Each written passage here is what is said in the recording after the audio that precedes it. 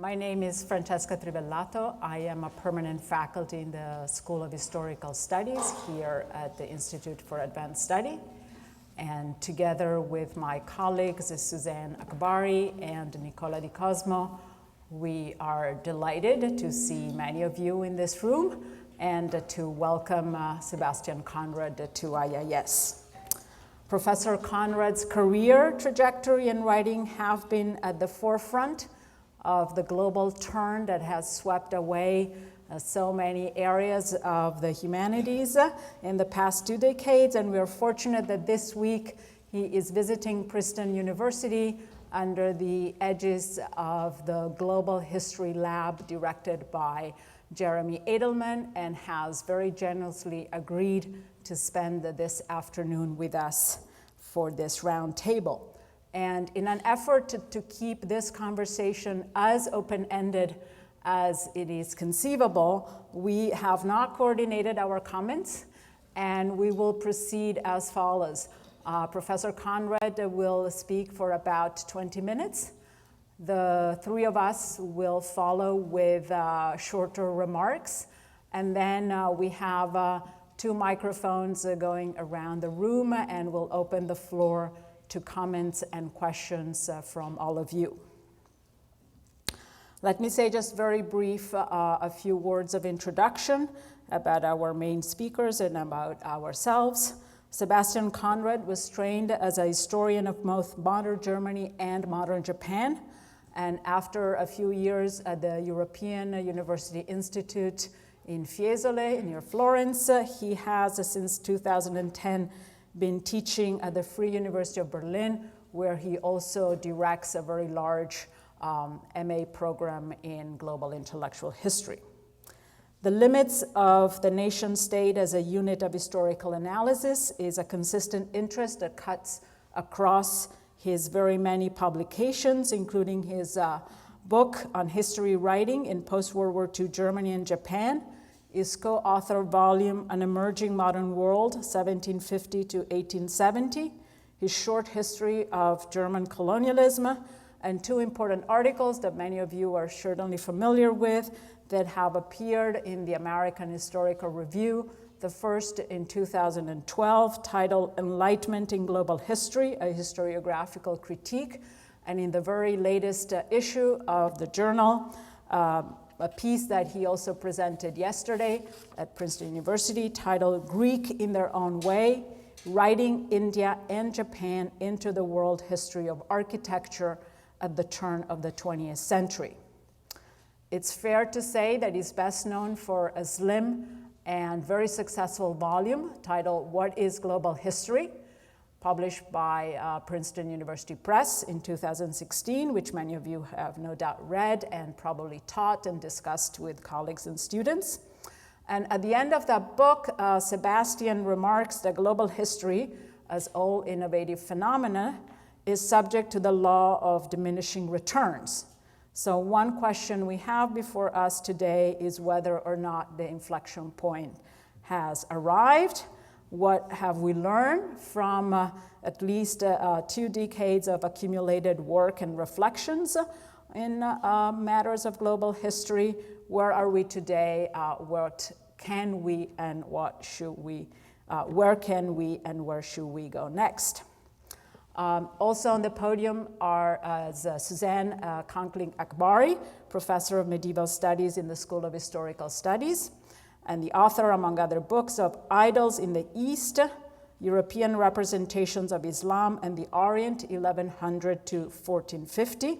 And one of her current endeavors is a collaborative project funded by the Mellon Foundation called The Book and the Silk Roads, which reframes the triumphalist Western narrative of book history in a broader Eurasian context.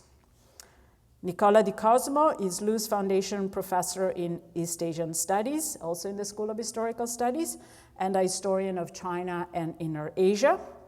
In 2018, he co-edited with Michael Moss a prize-winning volume titled Empires and Exchanges in Eurasian Late Antiquity, and is currently writing a book on the economic and diplomatic relations between Venice and the Mongol. And as for myself, in 2009, I published a book on merchant networks in early modern Mediterranean and beyond, which I called A Global History on a Small Scale. And I've been living with the consequences of that decision ever since. And I'm happy to hear your thoughts on that and others. So with no further ado, Sebastian, thank you for being here, and the floor is yours. Well, thanks first of all for coming. Thanks for the invitation. It's really an honor. It's my first time at the Institute, so great moment. And it's great to see you all here. So many, I hope there are a couple of fans of global history here as well. And it's not the moment of reckoning, which is also quite possible. So this is not going to be an introduction. I hope it's not pitched too much in terms of an internal discussion. What is global history? If you talk about this topic in Princeton, there are dark clouds hanging over you after my colleague Jeremy Edelman wrote probably one of the most downloaded articles ever. So I'm aware of that, even though the clouds are different for all of us in different ways. I'm also aware that to start a presentation with a Neil Ferguson cover can be seen as a bit of an easy target. But Ferguson's actually not my target, but more a symptom of something that I think is important when we have these discussions. So in this book, for example, I mean, he's just one example of many. He says what we're going through here, we're living through is the end of 500 years of Western predominance. This time the Eastern challenge is for real. And then he goes on to say that the real threat is not, say, China, but our own loss of faith in the civilization we inherited from our ancestors. Now, apart from the fact, of the question of the who is the we, the our, and so forth, it's interesting that many historians these days, many respectable historians are moving into this genre, right? There's, for example, Anthony Pacton, who's given us wonderful books, now writes about the war between East and West. John Hadley, who's produced a whole swath of fascinating books on the link between technology and empire, now gives us the uniqueness and universality of Western civilization. In the place where I teach, there's a colleague who, he doesn't just write one book. He wants to establish the preeminence of the, what's this here? Oh, we can't see it. That's too bad. Anyway, it's 4 volumes of Heinrich August Winkler, The History of the West. So what all of this is a symptom of, I think, is what I would call Eurocentrism 2.0, meaning it looks like the old Eurocentrism, but it isn't, because it's formulated under conditions of,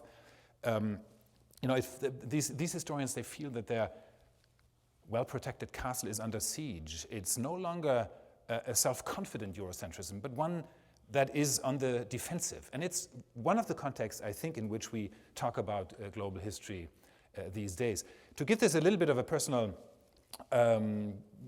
street credibility, when I published one of the articles that Francesca kindly mentioned in the American Historical Review a few years ago, on the Enlightenment, if you will, in some ways the symbolic, iconic moment of the, if you will, the self-definition of what Europe or the West is, I received a couple of months later the following email. Sebastian, by a person I had not met, attached, you will find a refutation of your AHR article on the Enlightenment. Don't take it personally. It had to be done. I am the only one willing and capable of this type of critique. I'm the author of The Uniqueness of Western Civilization. So I didn't take it personal. And a few months later, then in 2014, the critique came out as a publication. And I'll just share a couple of words with you. It says, Conrad's critique is vacuous, absurd, and unscholarly, a demonstration of the irrational length otherwise intelligent Europeans will go in their efforts to promote egalitarianism and affirmative action on a global scale. It is important for defenders of the West to see with clear eyes that the intended goal of Conrad's paper is not truth, but the dissolution of Europe's intellectual identity. So, first of all, don't walk out afterwards and say nobody warned you, right? So if you feel that it's not truth I'm talking about. But what's really, striking is that this whole discussion of global history that is frequently conducted in terms of theory, methodology, sources, languages that you need to actually do it and so forth, is actually charged, politically charged, and this is, I think, one of the reasons why we are here today. All right, this was really just the preface. I want to talk about three things briefly in the time that I have. Sort of briefly, say a couple of words about what I think the global turn is. So, I mean, there are very different understandings of what global history could be or should be. I'll talk about, and then talk about two issues that I think will be of increasing relevance when we think through this enterprise of global history in the years to come. So briefly, the global turn. In my own sort of the quickest, the shortest definition or summary that I could think of what global history wants to do is it wants to move beyond two what I call birth defects of modern history writing. Birth defects in the sense of they were sort of built into the discipline of history from the moment of inception in the 19th century, and they stay with us in many ways. One is history as it was created in Europe in the 19th century was closely linked to the nation state, to sort of a container for which it essentially wrote the history. And the second part, the second aspect is the Eurocentrism that was also from the beginning part of not only history writing, but also sociology, political science, and so forth in the 19th century.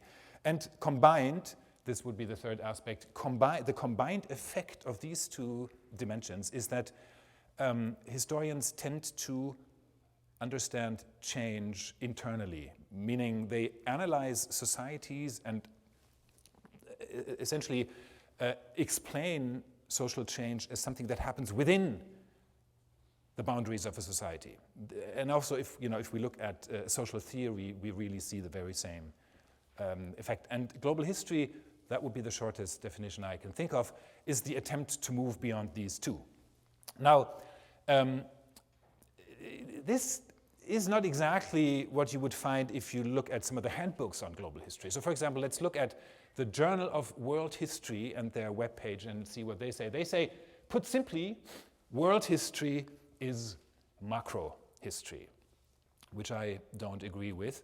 But let's just move on to a handbook published by Blackwell recently, where the two authors say, global history, strictly understood, is the history of what happens worldwide, across the planet as a whole, as if viewed from a cosmic crow's nest, with the advantages of immense distance and panoptic range. So again, here we have, again, the trope of, it's in some ways everything, but also there's a certain objectivity that is available to the global historians because they come from a distance, and from afar they see what really happens. In my own book, and this is just a quick allusion to some of the things I try to spell out there, I try to think in a different direction. And different from these kinds of definitions, I emphasize three aspects in particular. First, for me, global history is primarily an approach. It's a perspective. In other words, it's a lens that allows me to see things in a different light, to ask different questions,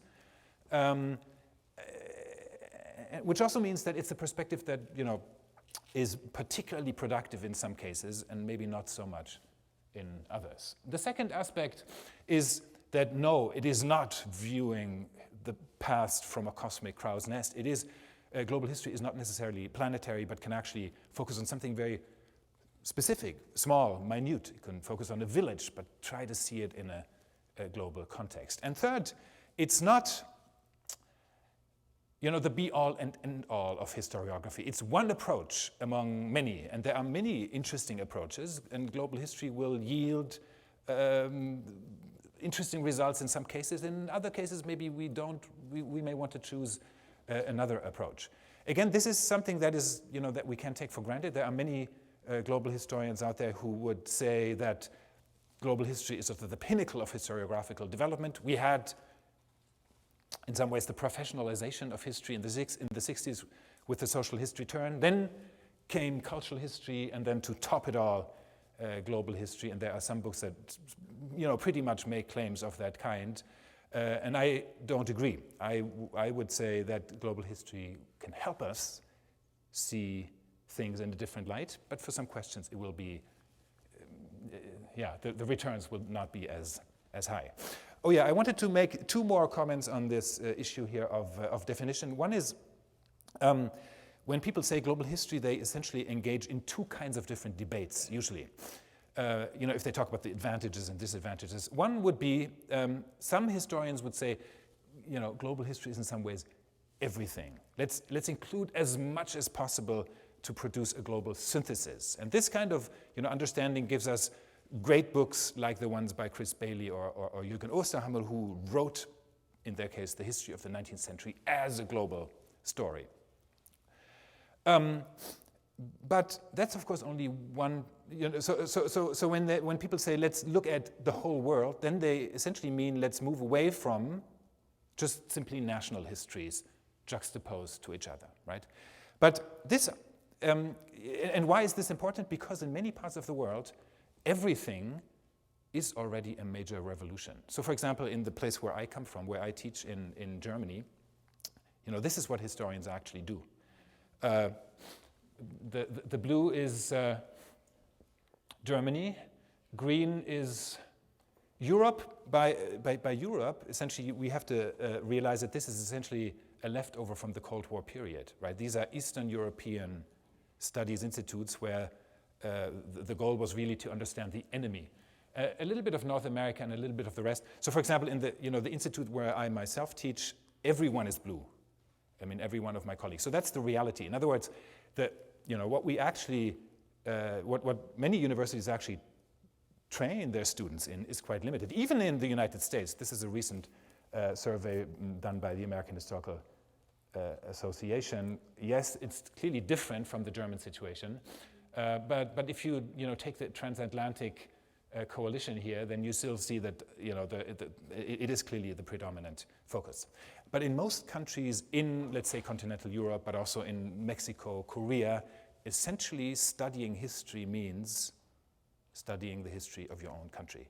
So in that respect, this first point, everything is actually included, is an important political point to make, or let's call it an institutional point to make. The term global history, whether you're skeptical of it or not, helps us to change the institution in which we teach.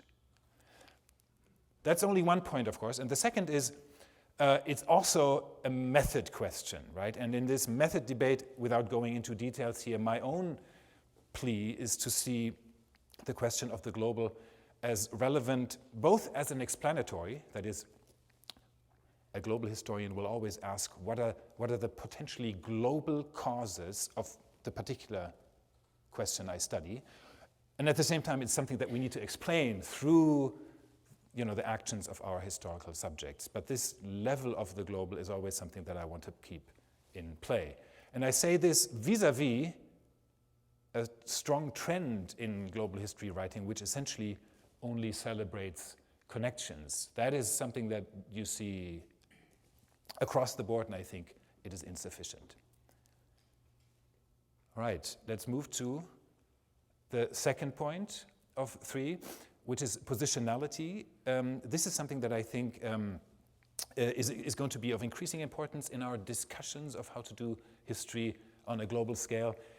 The fact that we write history from a particular place and that shapes the way we read it or interpret it. Just take 2 examples recently published, one in France, the Histoire mondiale de la France, the world history of France, that was seen by some of the conservative commentators in France as a scandal, right? Pierre Nora says this is the end of common truth. Alain Finkielkraut speaks of the 140 authors as the grave diggers of the great French heritage. And on the right of this political spectrum, Éric Zemmour speaks of a war on history. Now, in the very same year, Italian historians also got together and did the same thing, right? The Storia Mondiale dell'Italia. And at the official book launch, the editor proudly, looked back at this endeavor and this project and said, look, all these authors, I read through all their articles, and what I realize is how great a nation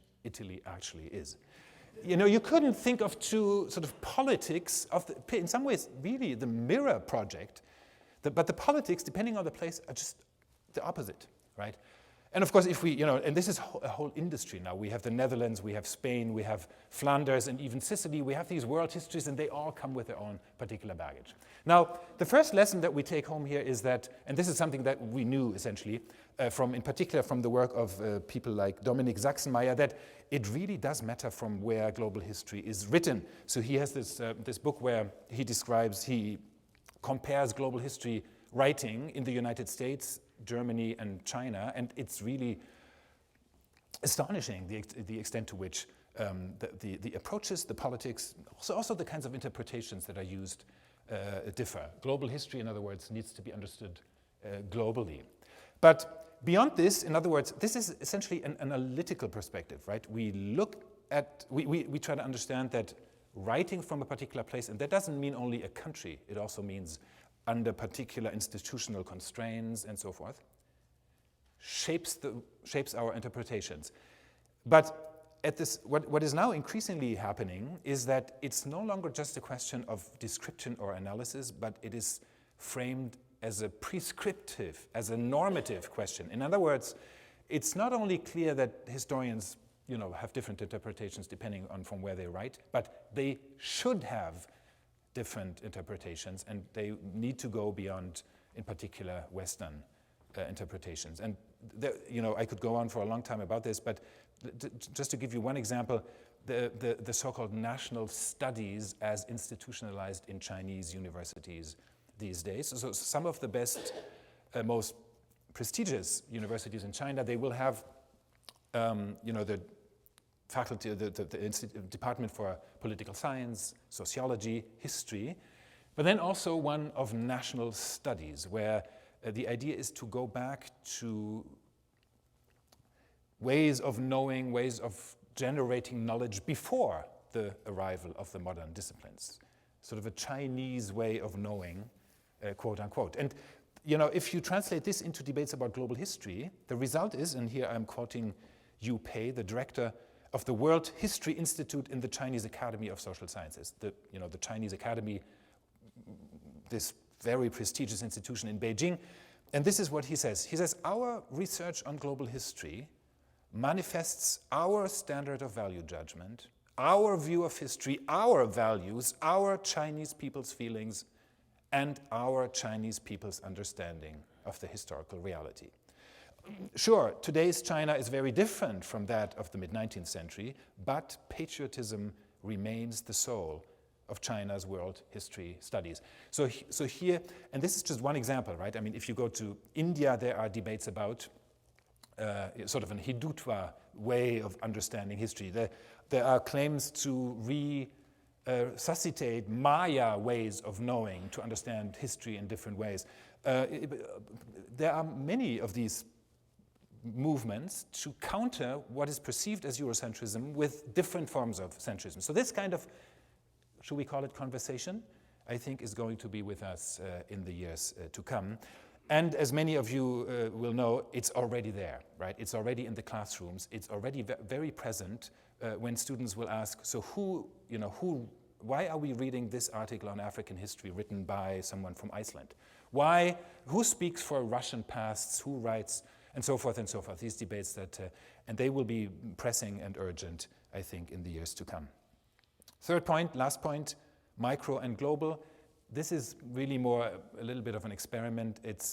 But Francesca invited me here, so it's a bit of a tribute section to think about the relationship between micro and macro, which is and has been in recent years a huge, a growing field, let's put it this way. One of the most recent examples is this edited volume by Past and Present.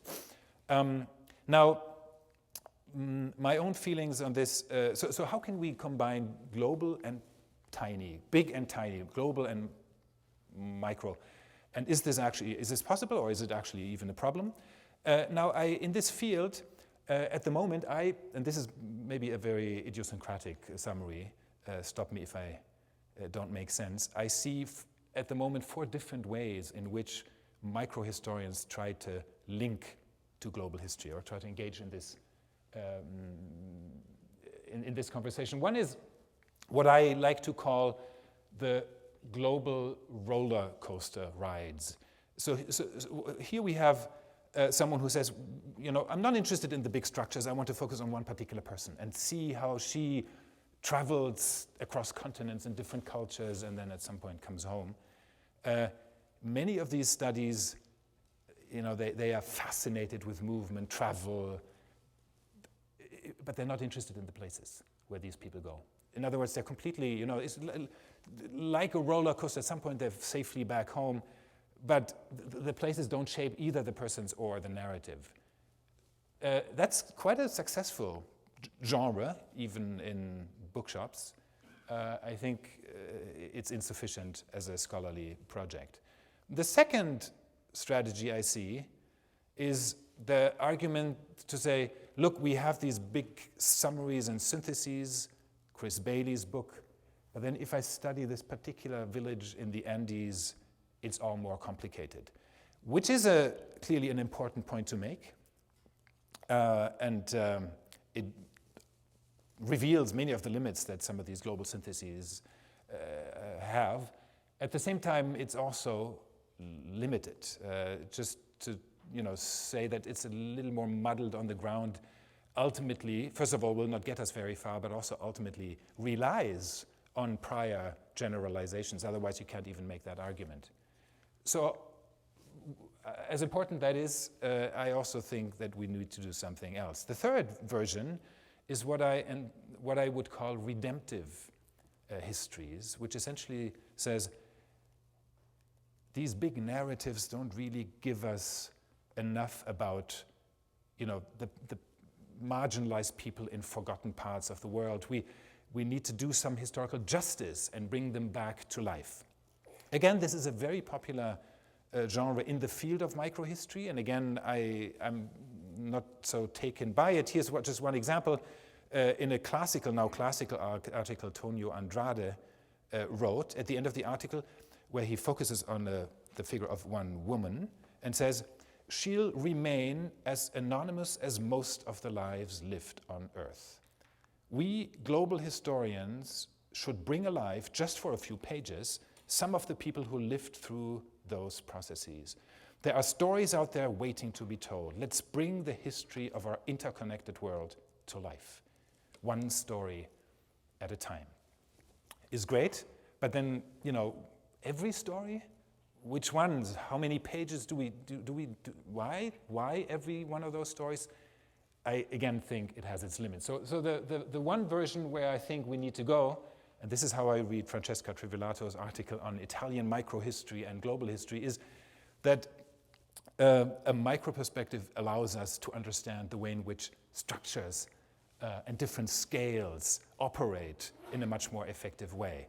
That is actually the direction in which I think we need to move global history. Without this kind of sensitivity to place, agency, the concrete is problematic, while reversely, microhistory without at least a view on large-scale processes is also, I think, insufficient. So to close, I'll quote the definition that Christian De Vito in this past and present special issue gives of microhistory, and that's really my end. He says, here I define microhistory as the analytical approach by which scholars derive the categories, spatial units, periodizations from the interaction between three levels. And this is where it really starts. The three levels: the social practices revealed by the sources, the researchers' hypotheses and methodologies, and the knowledge derived from available scholarship. That's his definition of microhistory. But then he goes on to say, well, actually, given the global turn, we actually, microhistory isn't enough. We need to do microspatial history. And that's what we really need to do. But then, if we briefly think about it, the social practices revealed by the sources, sure, the researcher's own hypotheses, and the knowledge derived from historiography. So who wouldn't agree? Isn't that, what almost any one of us would probably do?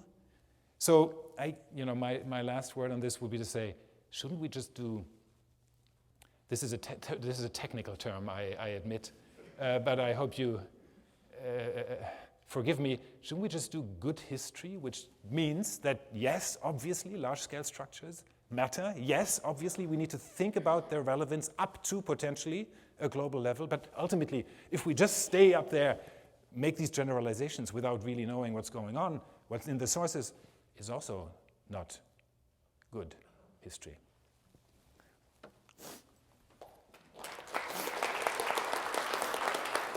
I'd like to thank Francesca for organizing this roundtable and to thank Sebastian Conrad for his remarks and for his wonderful 2016 book, which has done so much to help us shape our conversations around the global turn.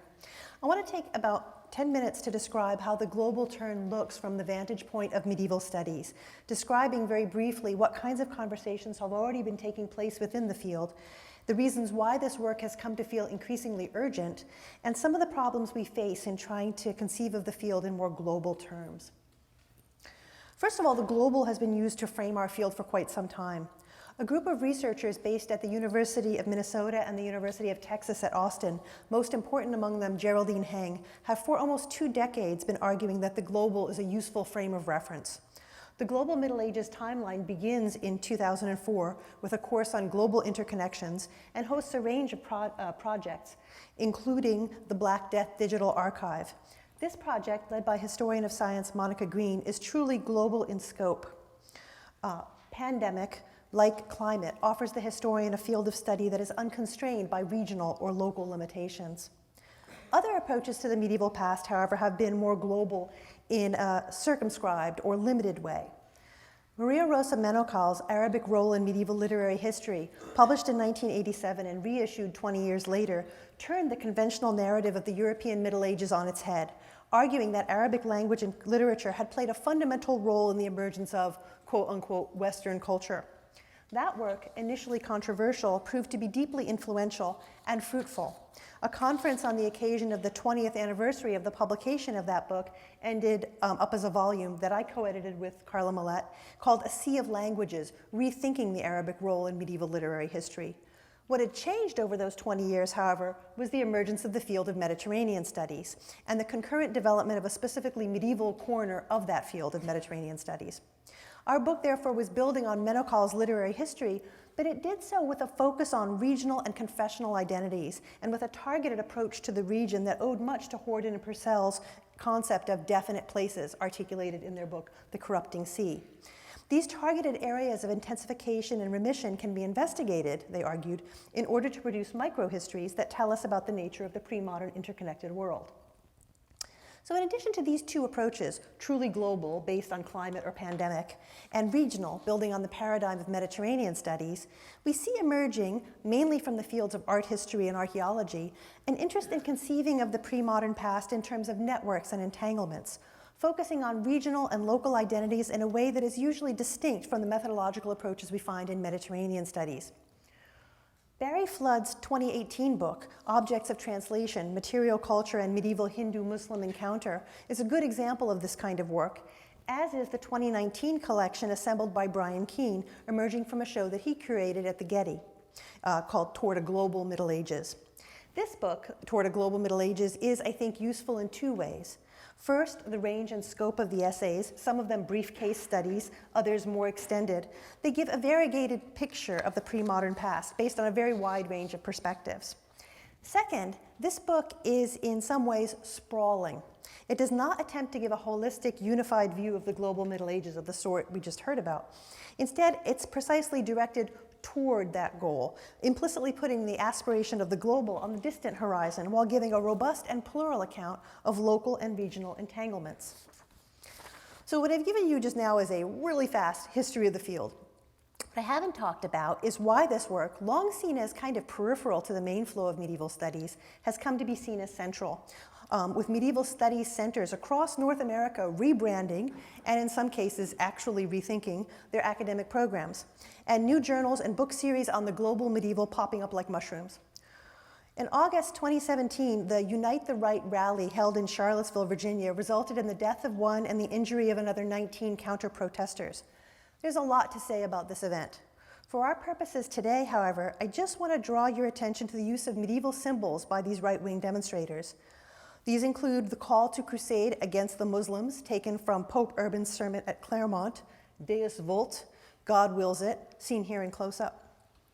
Here, also from the same demonstration, we see the Othala rune, a letter taken from the Norse alphabet that was used in Nazi Germany as the divisional insignia for 2 Waffen-SS divisions. In 2017, an American neo-Nazi group, the National Socialist Movement, decided that they would replace the swastika on their uniforms and things like that, and signage, with the Othala rune. It continues to be popular as a tattoo and a clothing logo. And this medieval emblem, as was famously pointed out on Twitter, used at Charlottesville, can be found in medieval manuscript illustrations of St. Maurice. It's pretty great. This image is particularly revealing. It shows not only the appropriation of medieval forms by right-wing demonstrators alongside Confederate and other symbols in the nostalgic pursuit of an imagined past, but also the primary way that medievalists would seek to combat this nostalgic fantasy, that is, with a historically grounded, more accurate picture of the medieval past, the original, as it's put in the tweet. Instead of a bizarre fantasy of pure northern racial identities and a more hierarchical set of gender norms, some medievalists have sought to tell what they often call better stories of the past, describing the cross-cultural and interconfessional relationships that link disparate regions of the pre-modern world. This, more than anything else, is why those medieval studies programs I mentioned have been in the act of rebranding, or in some cases, truly seeking to reinvent their fields. But we have a problem. The global turn requires skill sets and competencies that most programs are not equipped to provide. Above all, more languages. More languages, right? So important. In some cases, this has been improved.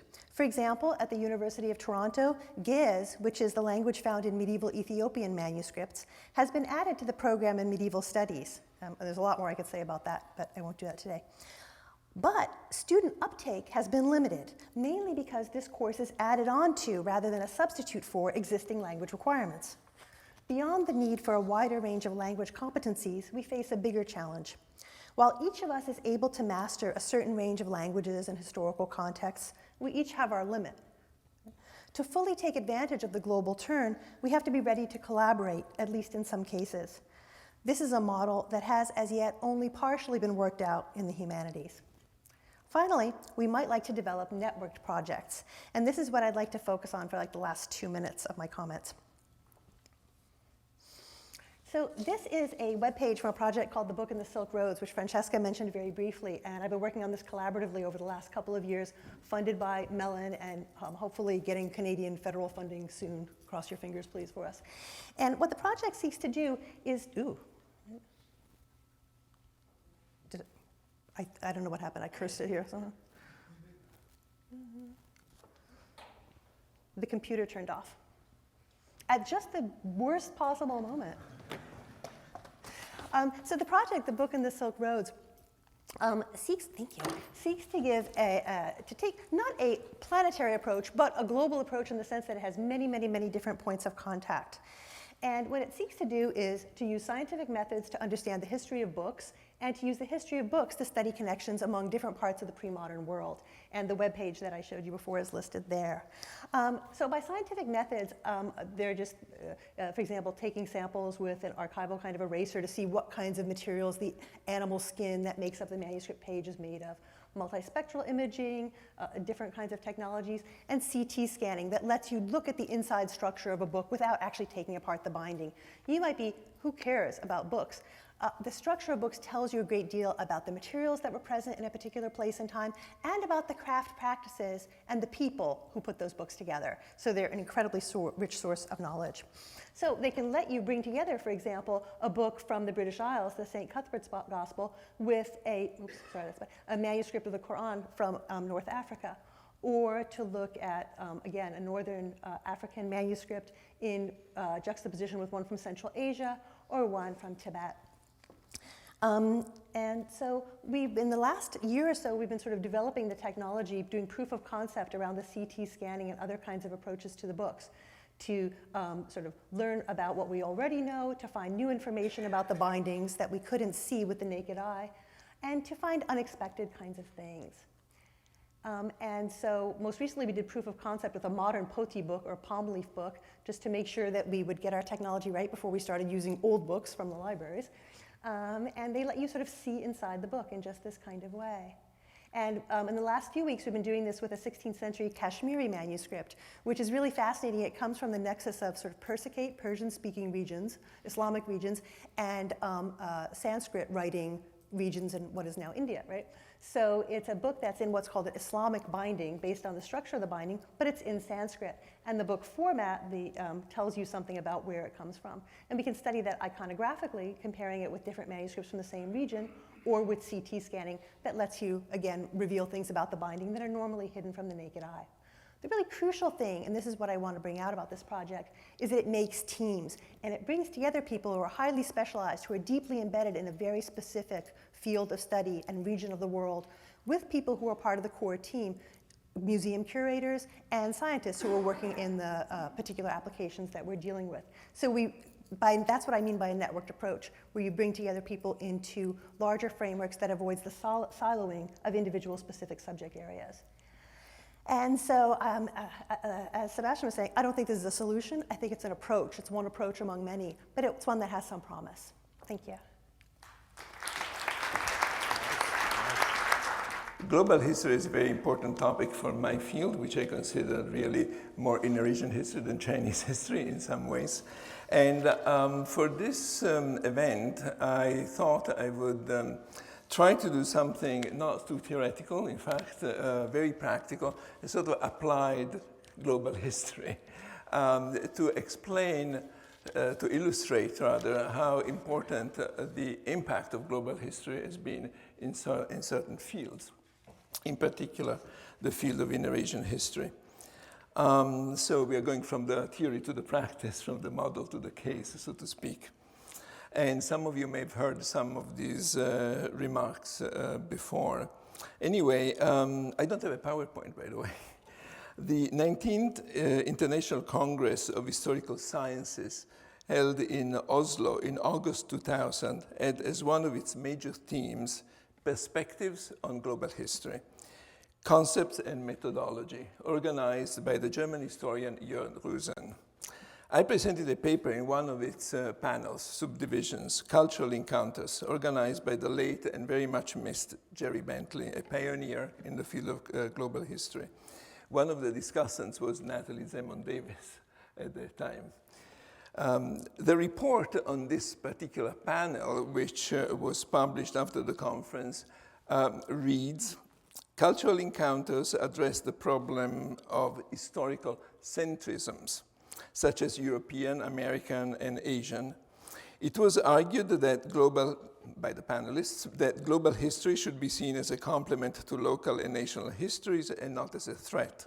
A global consciousness that would stress the commonalities of human experience, decenter all points of origin, conceptualize the past in multiple units besides the nation state, and abandon the notion of failed transitions was recommended. I'm not sure that that has been followed through, but in any case, this was a beginning of a general discussion on global history. So now I'd like to revisit, 20 years later, the paper I presented in that panel, a preliminary idea of a project that I've, to this date, I've not fully completed. And the problem is really that with global history, you keep discovering connections, and a project can be actually very long in the making. My paper was based on a reading of what I consider to be the most important event in 17th century China, the Manchu conquest and dynastic transition from the Chinese Ming to the Manchu Qing dynasty. That reading aimed to displace traditional Chinese narratives and instead privilege a global world history context, which is really interesting because it intersects with what Sebastian said about the Chinese approach today to global history, which is a bit of the opposite, that is stressing traditional Chinese views. So traditional Chinese historiography understood the Manchus in terms consistent with patterns of Chinese history and traditional ideas. First of all, the fact that these people were militarily superior, they created conquest dynasties, really a tale of barbarism prevailing over civilization, with Turks, Mongols, other peoples conquering parts of China, the whole of China, the Mongol Yuan dynasty being a most significant case. Another reading claimed that the Manchus were able to conquer China because they could learn from China, which is another way to interpret their conquest. That is through the explanatory prism of Sinicization, from culture and language to governance and economy. Those who focused narrowly on the conquest, starting from the Manchu conquerors, emperors entering Beijing in 1644, missed the process that allowed the Manchus to position themselves as a major political and military power. Here is where my understanding of the Manchu conquest, in terms completely different from those I just mentioned, started to take shape. I looked at economic growth, military growth in particular, and in each case I found connections with global events and worldwide currents that seemed to contribute in critical ways to the rise of the Manchus.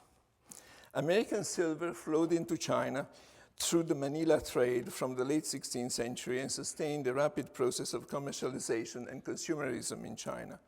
The Manchu government from the late 16th century, exactly, managed to profit greatly through a system of commercial monopoly for the trade of luxury items produced by their still rather primitive economy, namely furs, river pearls, and above all, wild ginseng, which had been over-harvested in China and no longer sufficient to satisfy increasing demand.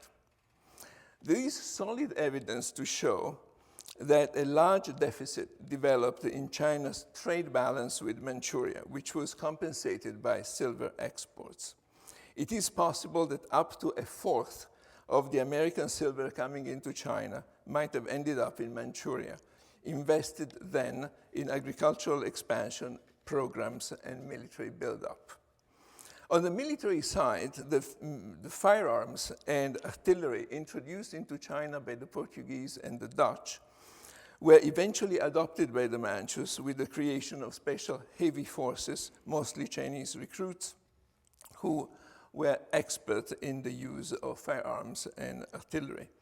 If in the early 1620s the Manchus suffered heavy losses in siege battles because of the European artillery deployed by the Ming to defend border fortresses, by the late 1620s the Manchus' own use of heavy cannon made their siege tactics far more efficient and allowed them to take critical Chinese defense installations, thus overcoming one of their major weaknesses. So American silver, European military technology were essential ingredients in the rise of the Manchus to the status of a major regional power. The global dimensions of these two aspects is irrefutable. There is yet another dimension, which has to do with the 17th century crisis discussed by European historians since the early 1950s. The emergence of climate as an object of historical research gradually displaced, for instance, political interpretations by the likes of Eric Hobsbawm and Hugh Trevor Roper, recognizing the possible role of the climatic downturn known as the Little Ice Age. Such climatic approaches stimulated the comparative study of the 17th century from East and South Asia to Europe and to the Americas. Jeffrey Parker's book, Global Crisis, War, Climate, and Catastrophe in the 17th century, synthesized the climatic thesis at the global level. To date, it seems to me that a convergence between climatic and environmental history on the one side and world and global history on the other side lies mostly in comparative history, but the dependence of historians upon climatic data is such that we need more time to come up with a workable theory, I think, or even perspectives on these matters. All of these elements, trade and exchange, technology transfer, climatic impacts, will not be visible without a global history outlook, and we will still be searching for the causes of the Manchu conquest in their aptitude to learn Chinese, or in their presumed prowess as a martial race. The Jesuits, who found themselves in China at the time of the conquest, engulfed in this major crisis, saw saw it as an event of global dimensions, and amazingly, saw in it an opportunity. Martino Martini, a Jesuit, who wrote the De Bello Tartarico on the Tartar War, that is on the Manchu conquest of China, of course, quite correctly, introduced an implicit comparison with the Mongols, the Tartars, well known to Europeans from the 13th century. But in Martini's narrative, the Manchus are justified in their claims against the Ming dynasty and therefore are presented as a providential alternative to the perhaps more civilized but perfidious Chinese, paving the way to a fruitful collaboration between Jesuits and Manchu emperors, yet another global connection. In the 18th century, Joseph de Guigne, a French Orientalist, produced the first world history of the Tartars, a general history of Huns, Mongols, Turks, and other Western Tartars, a foundational text for the history of Inner-Asian peoples. Now, to conclude, let me just say that the model of history of Turks, Mongols, etc., created by de Guigne continued to dominate when I was a graduate student at Indiana University in the mid to late 1980s.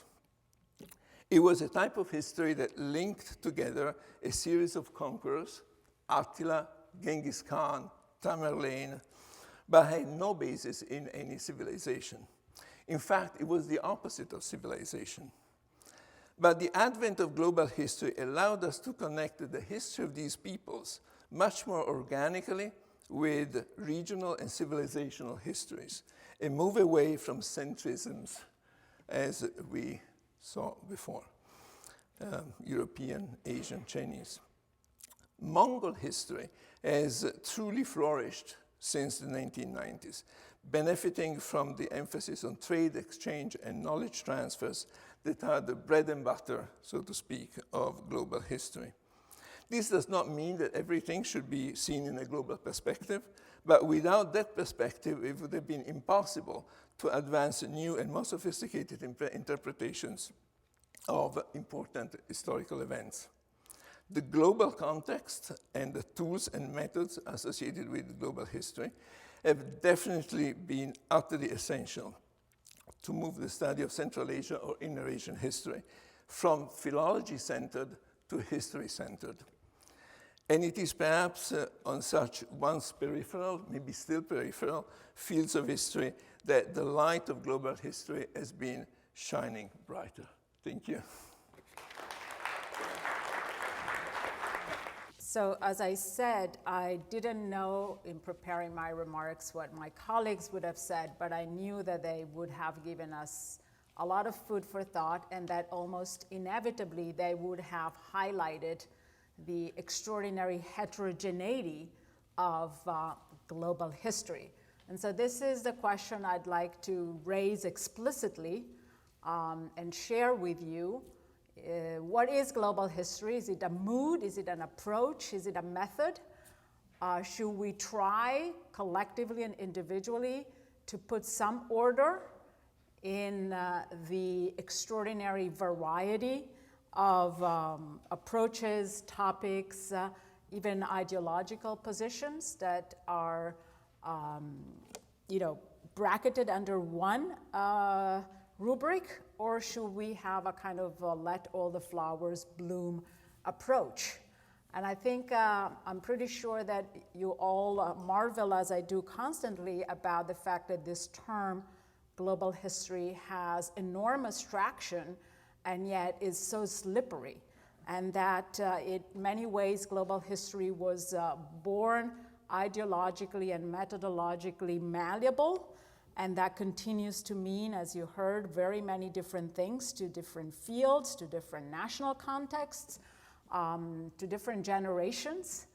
And so what does it mean for the sociology of knowledge? What does it mean for the academic world that we inhabit, that that such an expansive variety of endeavors are referred to by the same term? How common is it in our recent or not so recent history of academic institutions that give credence to certain terms, to have something that, has one name and yet doesn't pinpoint to anything specific. Is it kind of a plastic mirror of the age in which we live in, or is there something, or is it a symptom of something deeper? And I don't have any answers, but I just want to share 2 data points that I thought might help. I looked on one data point is numbers. I tend to go there sometimes. So I plugged the terms global history in the title field of the search for OCL, for the World CAT. Obviously, this is only in English, but divided the time, the 20th century, all the 20th century until today, from 1900 to today in columns of 20 years, and it's just extraordinary how recent this phenomenon is. I mean, we know that world history obviously has been written since antiquity by all authors of, classical authors of great civilization. It was revived by the European Enlightenment, but there seems to be something new that we are grappling with that is actually very recent. And since number never mean anything unless they're compared to other numbers, I tried to see what happens if, these are very imperfect measures, obviously, but if you type cultural history, economic history, and intellectual history as part of a title in the sort of the last half a century or so, and you observe 2 things. Obviously, these are not weighted numbers, so there's also the fate of the book. It doesn't seem to be doomed. There seem to be many more books produced and cataloged in spite of cries for the end of the book form. But you see that, first of all, there still are many more books that have the title Cultural History and Economic History than Global History. So it goes back to what is the position within the larger discipline, but also that the oscillations are not as big.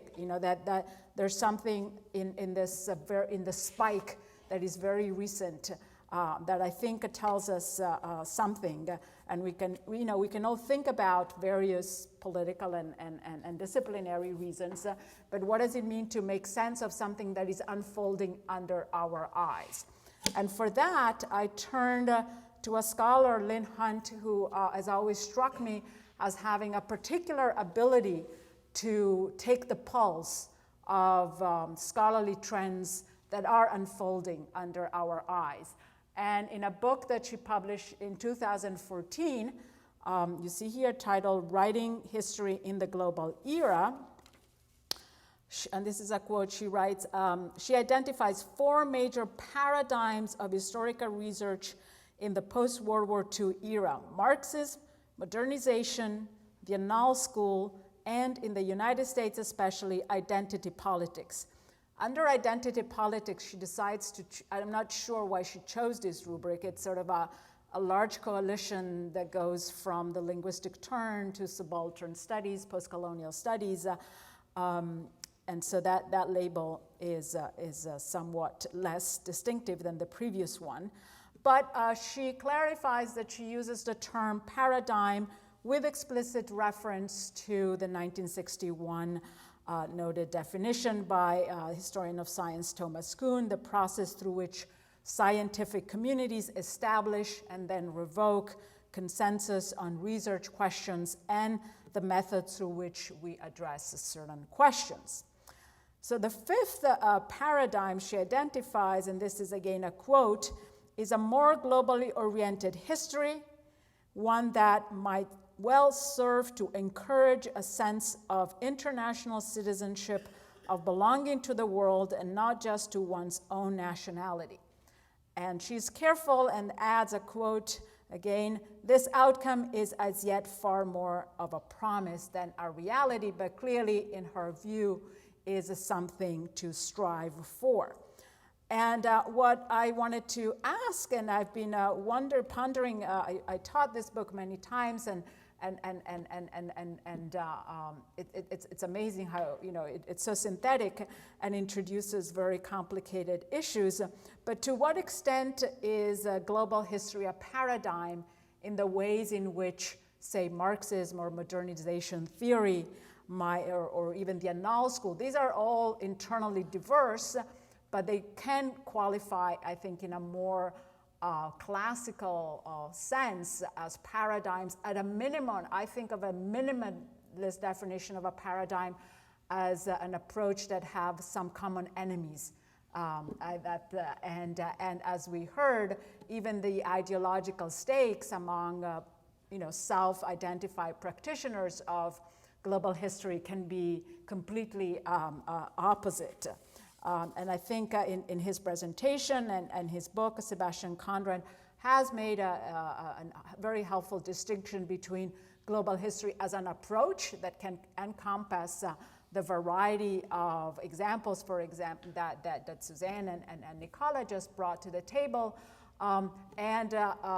In his view, global history as a paradigm that is a focus on those particular global processes that restructured relationship around the globe. But I don't think that is actually the definition that Lynn Hunt has in mind, and I think that she strives for something that is much more capacious. And so I want to just put it out there for us to begin our collective conversation. What does it mean that we have this term that we all, so what does it mean that we're all in the same boat when we do things that are so different? And we think of historiographical problems and methodological questions that are so different, and yet we can all, at some point, if we wish, call ourselves global historians. So we'll stop here and ask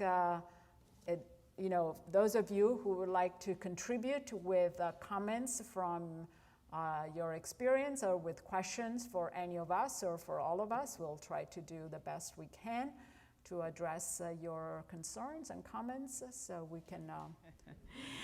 Thank you very much for this wonderful panel. Sebastian Conrad, you had, this is for everyone, but just quoting back what you had said, you said that there were two birth defects in terms of how we write history, the way it was started in the 19th century, and that one of the results of this was the emphasis on an internalist understanding of social change. Right?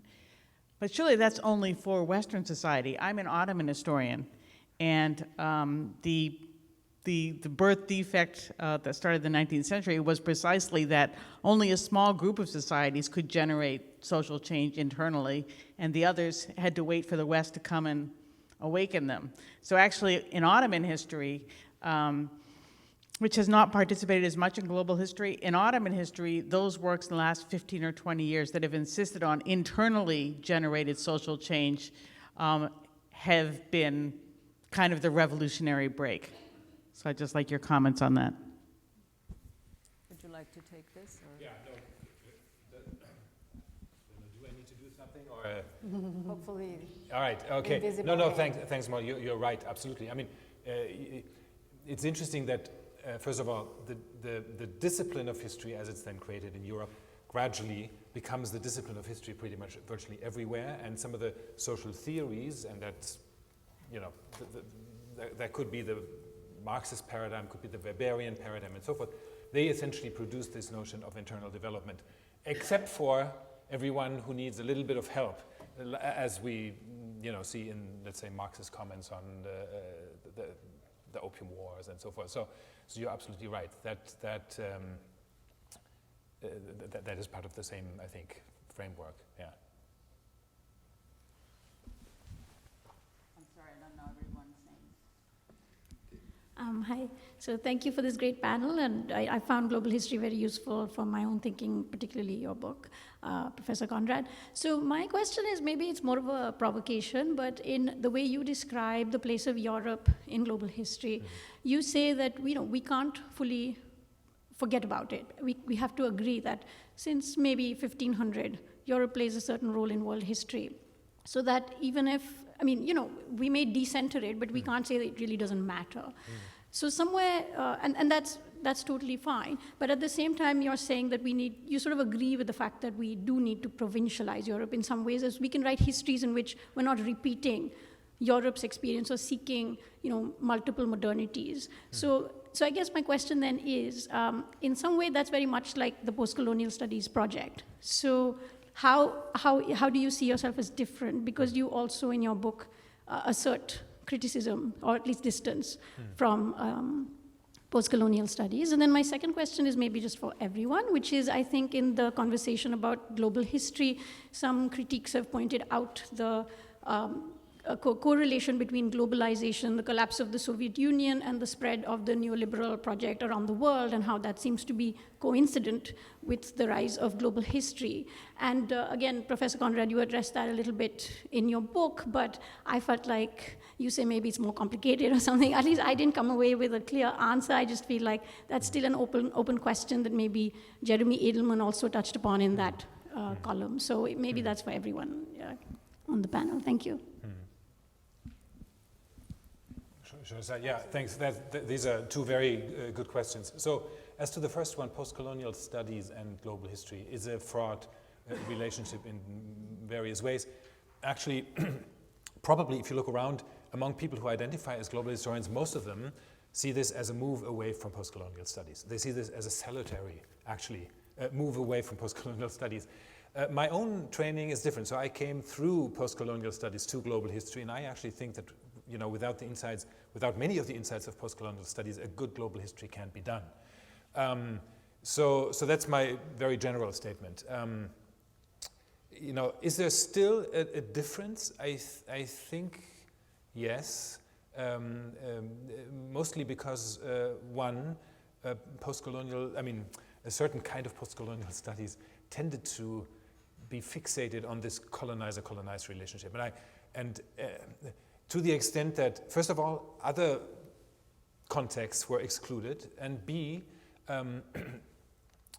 sort of the power hierarchy was so almost total that any resistance was immediately interpreted as derivative, in Partha Chatterjee's formulation. Even if you use the arms against the colonizer, it's already a derivative move. So I think both these aspects are limitations, and this is where global history, for me at least, has worked as a more capacious category. I do realize, however, that in practice, many times global history works as almost a strategy to take these hierarchies and power relationships out of the equation. So that's highly problematic. This is the fine line, I think, that we need to balance.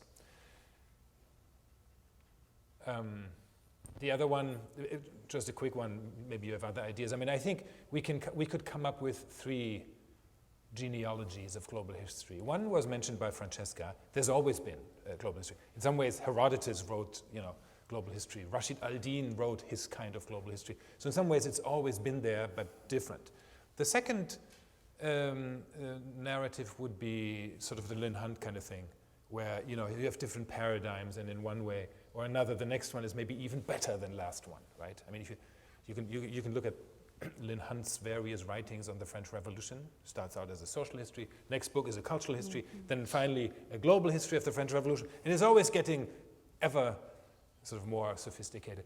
So that's a history of the historiographical progress, let's say. And the third analysis, and I think that's probably where I would put my eggs, would be to say that it's this geopolitical moment of the post-1990s. Yeah, without that moment, we would not have global history, and nobody would really be interested. And to the extent, as Francesca also said, that nobody really seems to doubt it, right? People don't like it, but there's no real sustained theoretical or methodological critique of it. So this is a strange, as you're saying, it's a very strange phenomenon. And it is the case because I don't think it's a paradigm, but rather it is something that's superimposed or grafted onto pretty much every approach. So of course we have Marxists, but they go global today, right? So if Wallerstein was already one move, now we have much more sophisticated ways of thinking Marxism globally.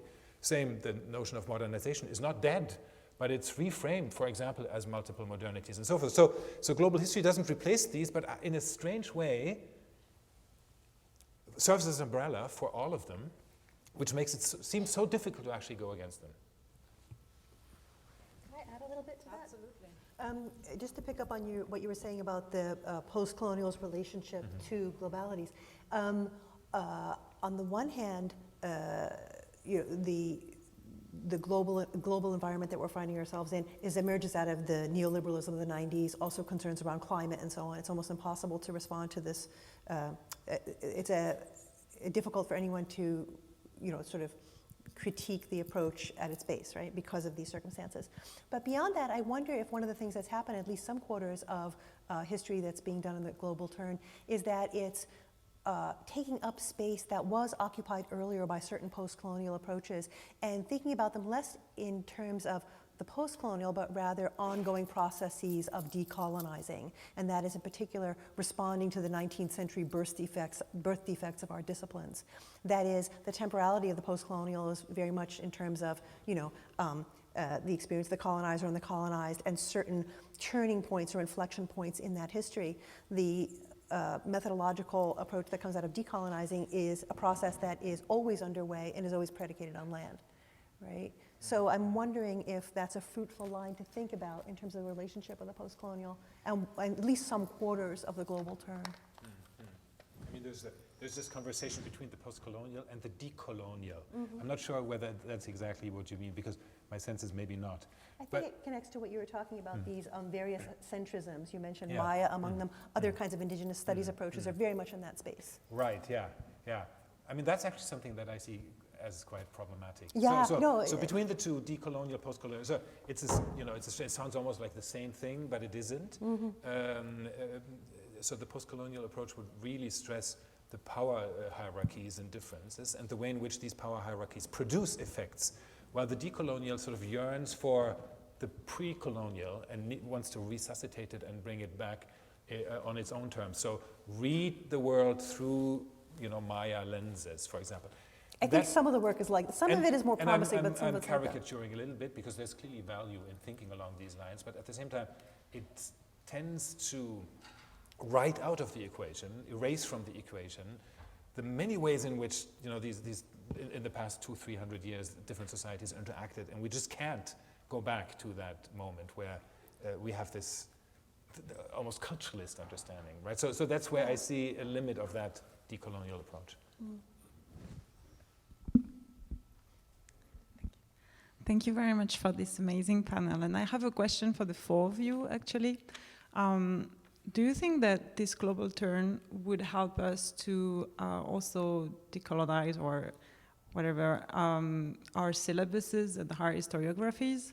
Because beyond languages and beyond the approaches we have or new topics, or we also have, I think, as a student trying to write something in global history, to discover new historiographies that are also global. And it's actually very difficult to integrate that in our academic thinking of what we are writing. So if you have any thought of that.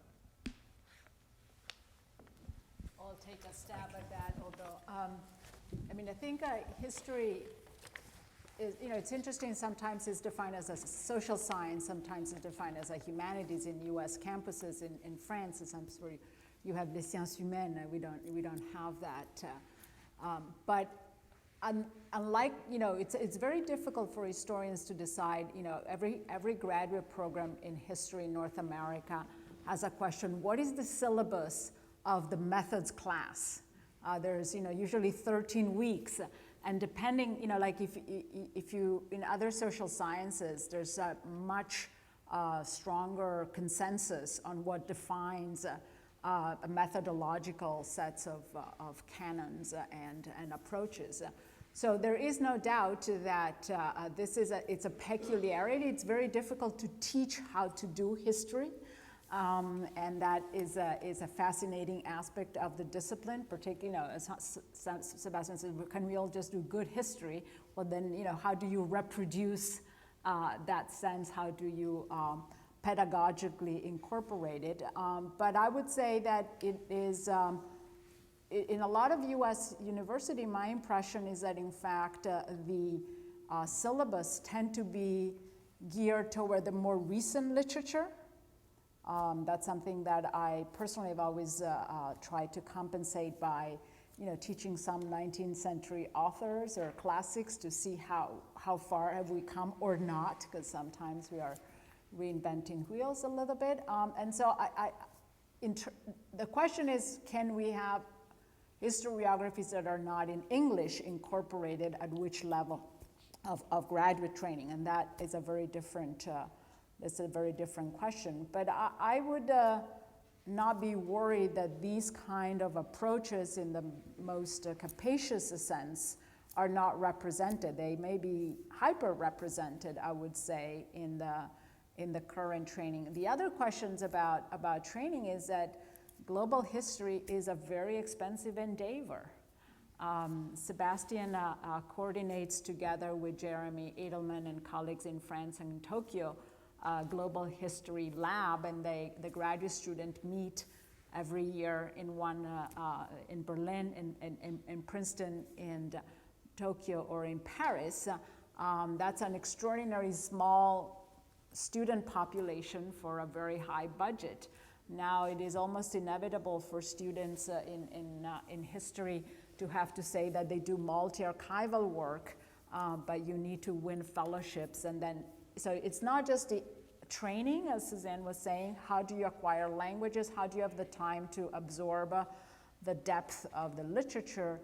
But also, if one of the goals, I think, was implicit in an earlier question of some of these global studies, is to criticize the processes of global inequalities that are emerging, one could say that the trend of global history is in fact a mirror and a product and reinforcing those processes, because the vast majority of students will not have the ability to engage in that most ambitious kind, and not to speak about access to all sorts of scientific interdisciplinary methods, libraries and travel grants.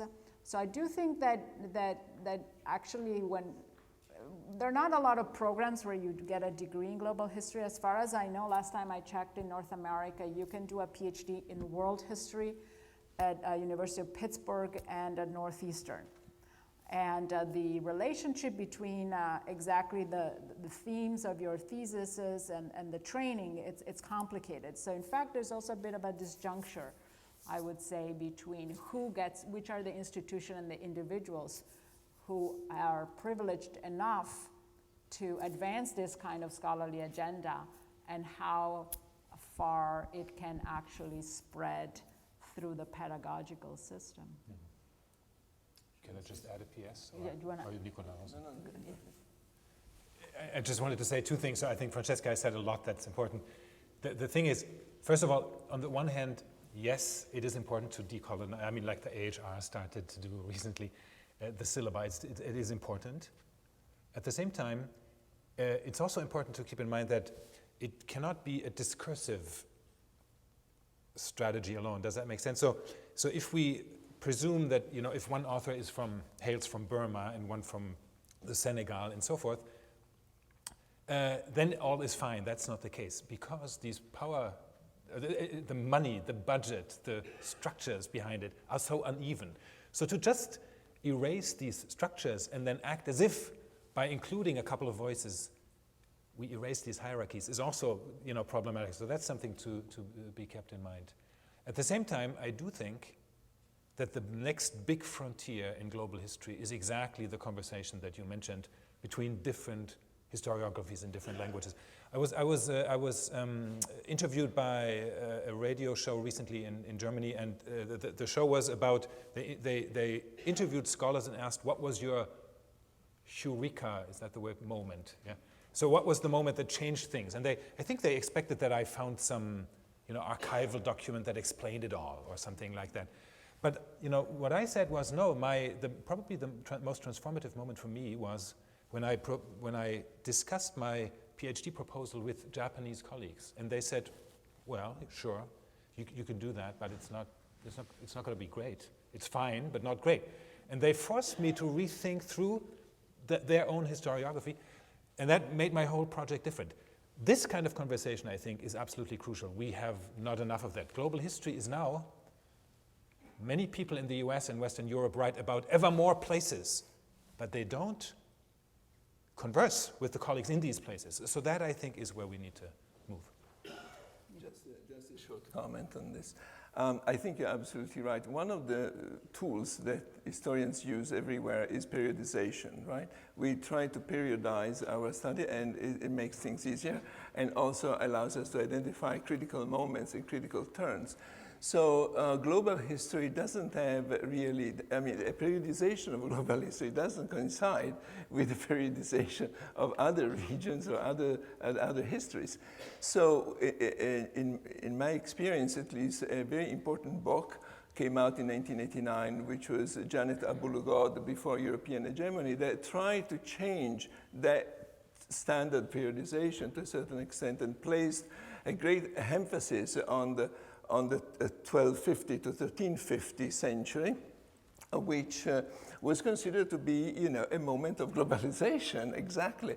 And what that does is to mobilize a whole new set of sources, because then you have Arabic, Persian, and Chinese sources that take over, essentially, and help explain a lot of the connections that we may recognize in that particular moment. So we can recast, right, in those terms, global history, identify specific moments, and those specific moments then have an effect, an impact on how we read the sources, I think, and what sources come.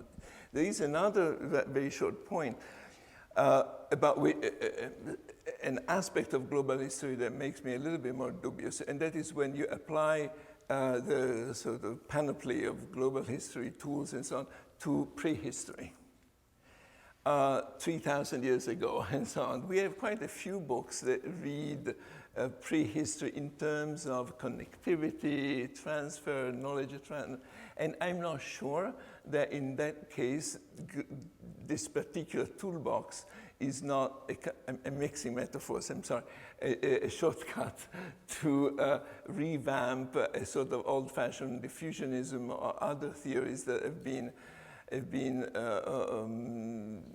disowned in some way. So it could be a shortcut that is not very helpful because it prevents us from finding or looking for a more appropriate interpretive tools. Is to Sebastian Conrad. I didn't read your book yet, but I wanted to ask you a spoiler if it doesn't damage the sales. I would like to know what would it be your positive agenda? In your presentation, you mostly show what isn't, or what is against, or what is not really, or should not be done. But you skipped all the parts about the methodology and what is said, the approach, and when the approach is useful, when it's not useful. So I'd like to ask, what is the positive agenda for scholarship, not only politically, which I understand resisting against the conservative and nationalist wave, but what would make a good scholarship that would stand for a few generations? Thank you. Right, I mean, so either, I should have invited you to the talk yesterday, and you would have seen, what can be done, I think, with global history. This is a spoiler. A comparison I use in the book is this: if you study chemistry and then decide to study just one element, that would be a strange chemist. If you study history, almost by definition, you study just one country. That's a strange, almost artificial limitation. And I went through university, I don't know what you want to call it, college, university, and all the training was in compartmentalized stories. They don't explain the world in which we live. So if we want to explain the world in which we live, which is a world of global interactions, and it has been for several centuries at least, not the prehistory, then this is the only way to go. Yeah, I mean, this is not any, I mean, right, I mean, I could give you an example, but then I would need much more time, and I think we have more questions. But it's just a very artificial, I mean, if we look back, probably in 50 years, we'll look back and think, wow, there was a time when people actually studied just one country. So I have a comment, but I feel like I should begin as if I'm at an AA meeting. I'm Lauren Benton, and I'm a global historian. And I've been one for 20 years. So I think a lot of what all of you have said is great. There is this richness and diversity of approaches. What I find is that among, I guess, a circle of people with whom I'm in contact who are doing various versions of legal history, or of global history, we're not asking ourselves very often what global history is. It's not an interesting question to us, I would say. I think one could add to the list that you've given, that each of you have given really good examples of some very interesting facets of global history, and one could add to that list. I could think of sort of about 10 other things one could add to that list. People who've studied processes, global intellectual history, global histories that have changed understandings of core concepts of political formation, that are still asking interesting questions about sovereignty, confederation, you know, I mean, the list could go on and on. But I don't understand I understand the political issue with which you started, but I don't understand what we'll get ultimately if we make this a longer subject of discussion. Why don't we do, I really feel like people are already doing it. I think maybe the schema in Germany and Europe is different in the institutional world, in which there's much more backing for national history and local history. But there is now a community of global historians who are asking interesting questions every day. So I guess my comment is, you know, why start with the bad history? I guess I'm following up on the last question in trying to decide what global history is. It's here, it's happening. It's much more interesting to talk about what's been accomplished already and what really cutting edge questions are being asked and answered every day. Alexis? I don't know if anybody wants to respond, or we'll take a few more questions. Okay, thanks for the panel for you know, excellent remarks and so on. I have a question for Sebastian. That I understand your scholarship straddles modern Germany and modern Japan, and you also mentioned that that Japanese historians have different views about historical study, and that also is kind of helpful to you. So I wonder that how you compare, because I know that Japan now also sees the pretty well developed this school of global history, and they had this tradition of world history, but now they also changed, some scholars also changed to global history. So I wonder that how you compare the Japanese version of global history, because this is one of your points that you made in your talk, with, say, global historic studies in other parts of the world. Thank you. All right, I'll try to be brief on this. It's clear that global history operates very differently from country to country. In the Japanese case, where history is divided into 3 segments: Japanese history, history of Asia, let's say, and history of the West. And yes, global history is emerging, but interestingly enough, it's not of much interest to the historians of Japan. It is the historians of, you know, China, of Iran, Latin America, who are interested in it. In a way, and I'm linking this to the earlier comment, this is also true in the United States, is my reading. Theresa, you correct me if I'm wrong, but for most historians of the United States are not invested, and maybe not even, you know, that interested in global history. Most of the programs that you mentioned, they are run by scholars who do Ottoman history, African history, and so forth. That is the situation. So in that respect, yes, in a way it is happening, but it's also still cordoned off to certain segments. And the other thing is, I mean, I in principle sympathize with what you're saying. Absolutely, we should just get down and do it. In fact, many are already doing it. Right, I agree. But to say that it's already been done for a long time, that kind of argument always makes me a little wary. And I think that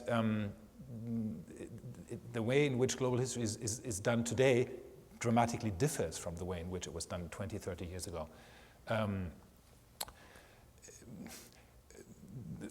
World history in the old style was comparative most of the times. It was diffusionist most of the times. So I think in that respect, there's so much has happened in the past 20 years that's really reshaped the field dramatically.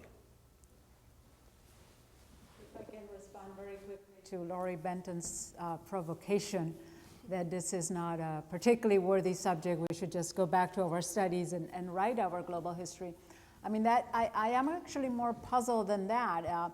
First of all, there has been a lot of history that was written in the past without this particular label. It's hard for me to be in Princeton and not to think that Shlomo Goitein volumes of Mediterranean societies today, the editor would put global somewhere in the title, and yet it has a very long title that includes the Cairo Geniza and other obscure references. But there is also another side. What about deeply transformative books in our discipline that do not have a global perspective, and that how are they received? And that what does it mean for a young scholar to write a social history of an Anatolian town that may not speak to certain of these questions, and what does it mean? When I think about paradigms, I think about books that one reads regardless of whether you are in that, you want to know something about that subjects or not, right? And so what are the books that you put on the syllabus because you learn something about a way of writing history that has been important?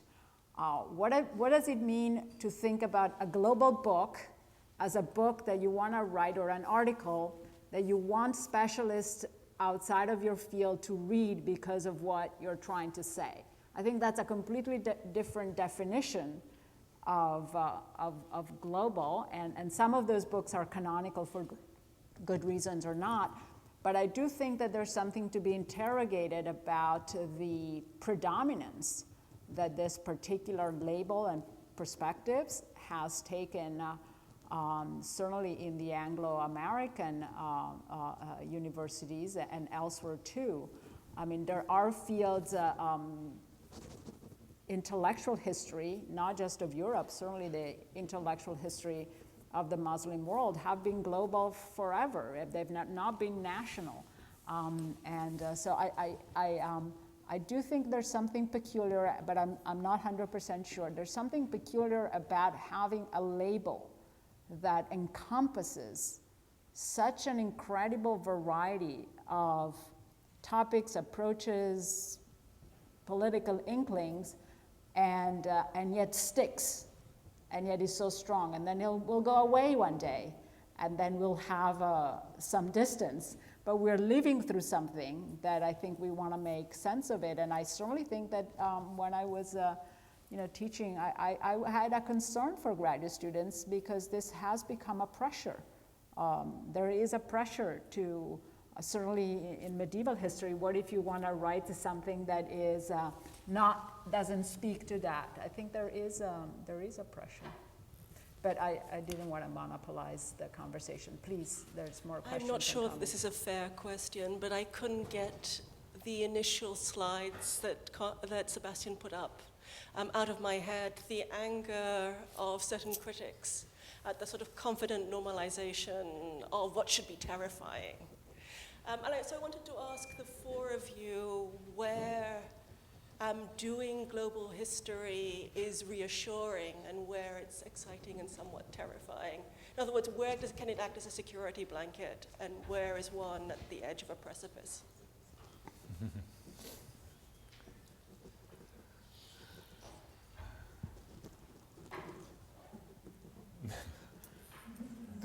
Let's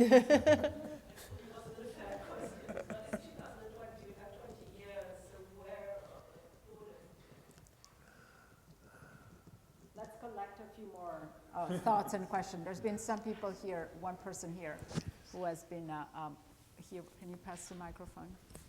And then the gentleman. Thank you for the panel. I'm a graduate student and I think about positionality. I come from anthropology to history, and in anthropology they had the reflexive term where positionality is the norm. People talk about it openly, whereas historians shy away from stating their positionality because we have that objectivity sort of notion. And the other question, I'm also wondering about institutional hirings.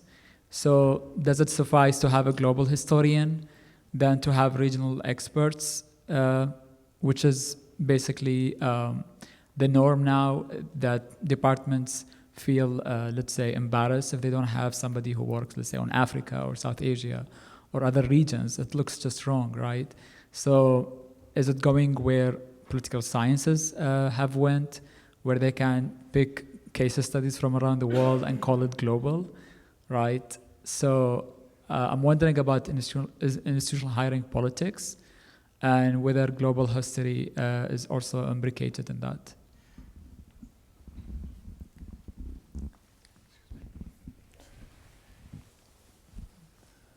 Yeah, well, briefly, I mean, I think the last point is right. Yes, there is pressure on departments to broaden, to hire, but this danger, I don't know if that's one of the dangers that Teresa also had in mind, but the danger that you are now referring to, namely that you have people who can speak about anything, I don't really see that. My sense is that most hirings are, usually faculties look for someone who is grounded in a particular area of studies, but then has a global perspective or outlook. That is what I actually see happening. These, to hire just one person who can essentially replace 4 others because she looks at all these variables around the world. In history, I don't see that. The first part, you're right. It's interesting. I mean, there was a moment when historians also started writing these long prefaces and talked about their own relationship to the subject, but it's really not as pronounced as in anthropology. It's a different. I think it's a question of style, I suppose. We'll take one last question from the audience. I was wondering whether Sebastian or any of the panel could offer some guidance on when, some principles maybe on when global history is a helpful set of tools and when it's just an unhelpful fashion. Now, for me, I'm a historian of economics and I'm writing on the history of international trade theory. That's something that the very subject matter is constituted by national boundaries, and political economy is essentially a European thing. So it seems to me global history is useless, perhaps even unhelpful. But then there's other histories that we've heard about tonight that are wonderful histories that use that set of tools very well. So I'd be interested now in any reflections on, when you can work out when global history is a useful set of tools and when it's not. Well, go ahead. I'm going to refer to a few of the comments that have been made, not necessarily to the last one. And in replying to Teresa's point on the terrifying and reassuring, maybe one could put it as the difference between epiphany and apophany. That is the revelation of something that you had not thought of before, which comes to you as you study these connections, interactions, and so on. But also apophany, that is seeing patterns where there are no patterns. And this is another danger, that is we construct a series of connections because we keep depending, I think, or the global history, on expertise and on knowledge from which we are removed.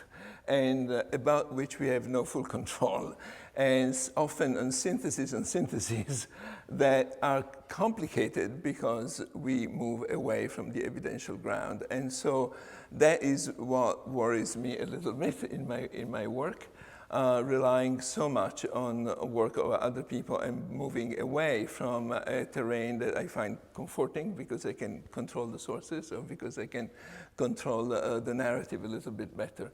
But on the other hand, we have these eureka moments or epiphanies or whatever we want to call them, where we actually see something different happening, and that's quite exciting.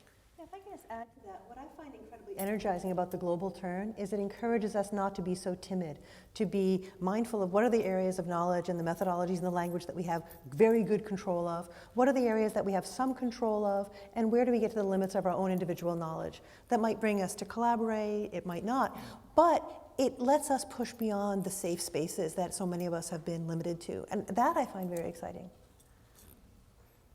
To the last questions briefly, I mean, economic, I mean, it was, your field is, did you say economic theory?